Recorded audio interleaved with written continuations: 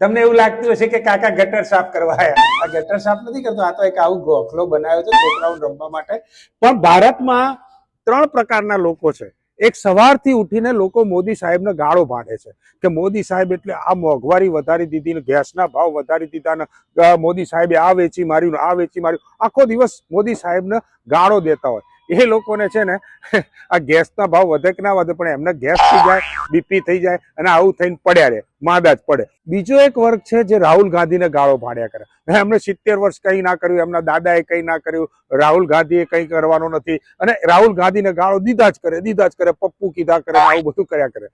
એક આવો વર્ગ છે. પણ ત્રીજો જે વર્ગ છે ને એ મારા જેવો છે કે ના મોદી સાહેબમાં પડે કે ના રાહુલ ગાંધીમાં પડે, બસ રાતે 8 વાગે એટલે ગ્લાસ ભરી દે મેરા ભારત મહાન, સબકા સાથ સબકા વિકાસ, અપની બોટલ અપના ગ્લાસ, અને સ્વસ્થ રીતે આવી રીતે ગાર્ડનમાં ફર્યા કરે.